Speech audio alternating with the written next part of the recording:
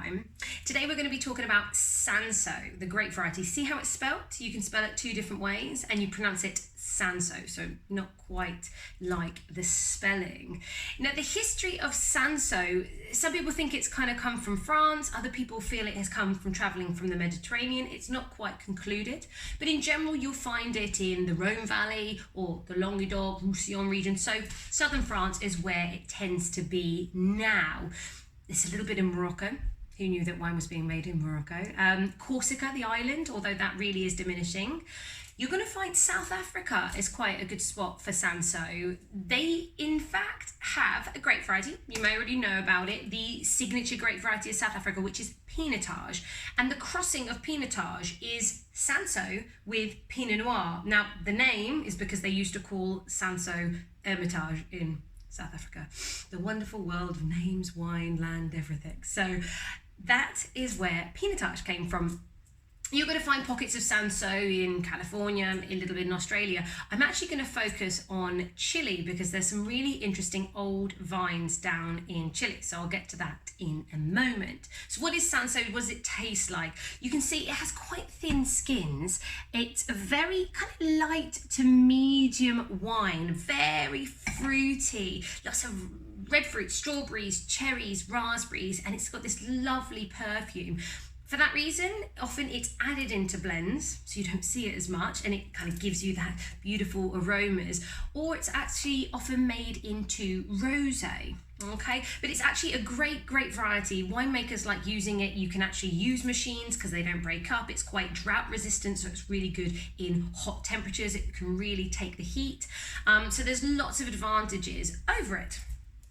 Now, let's get to Chile. Well, I want to talk about Chile. So the Spanish in the 1550s brought over quite a few varieties. They were Pais, Muscatel and Cinsault, and they came above Peru and came down, and they settled in a kind of port town called Concepcion. Now, the region from the coast going inland is called Itata. This is about 500 kilometers further south from Santiago. So this is in the southern regions of Chile. What's cool about this, actually cool as in cool, like it's funky, and cool as in temperature, it is a little bit cooler because as you go further down south, you get a little bit more cloud cover and you get more rain. You still get that intense sunlight. As an example, in Santiago, it rains 400 millimeters a year, whereas you get 1,000 millimeters here. What that often means is you're going to get fresher stars, maybe slightly less alcohol. So why is this region quite interesting? It was kind of abandoned to the point that so many of these old vines have been yanked out and replanted with eucalyptus trees, pine trees, all this heritage, the history of the Chilean wine industry being torn out. So now many wineries are going down into the south and starting working with a lot of the farmers. So what happened, obviously this is originally where the wine came from, but there was the War of Independence in Chile, and that was in the 1820s, and at that point the vineyard areas and land got really very fragmented. That was not a good thing. And then in the 1860s, French grapes became popular, and Cabernet Sauvignon became the way, and trellising the vines and using French oak barrels exactly like they do in Bordeaux. So of course these lighter, fresher, softer wines that were aged in old pipes, in old barrels, in old containers, no, they were used only for bulk, and the pricing diminished and they weren't seen to be very good. The interesting thing is now we have old vines, definitely 200 years old, 250 years old. They think maybe even 400, some people, but they haven't really got the quite documentation, so it's still a bit of a guess. With old vines, the roots go very far into the soils. They can get great minerals and nutrients that they need. As a vine gets older, it's more low yielding, so it produces less fruit. But what happens, the same carbohydrates, the same energy is going through that vine, and it goes into the less fruit and produces more concentrated flavors. So you can get some real intensity from some old vines.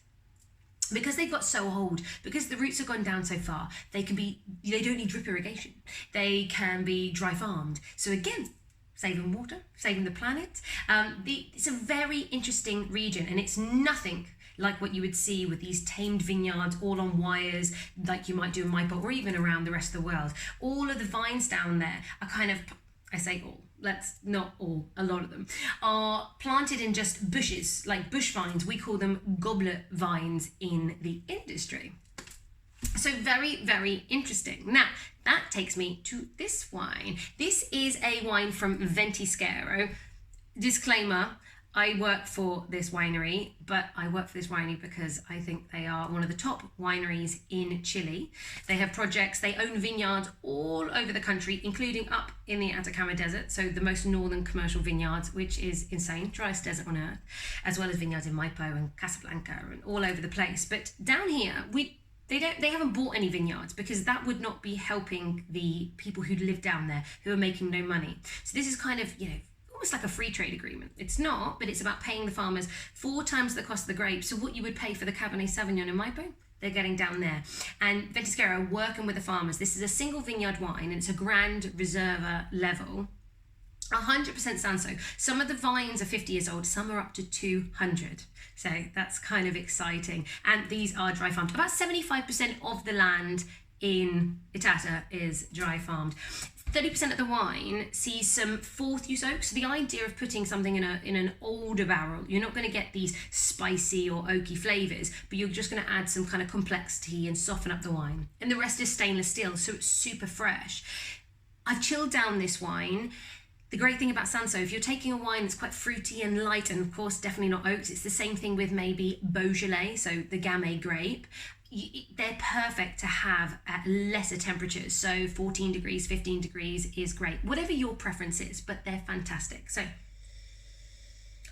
with this wine, it's pretty, it's perfumed. I get loads of strawberries and red cherries and a little bit of spice. There's some herbs in there, a little bit of thyme, a little bit of sage.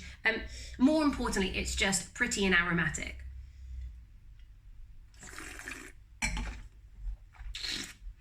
And on the palate, it's quite light. It's very fresh, lovely acidity. It's not in your face. It's just easy sipping. And the length is medium, all that kind of red fruits, but it's very, very delicate. It's pretty, it's floral. It's just a really, really nice sipper. And especially if you're having either drinking by itself, or this would go very nicely with something like Thai food, samosas. I would put this with some crab on toast.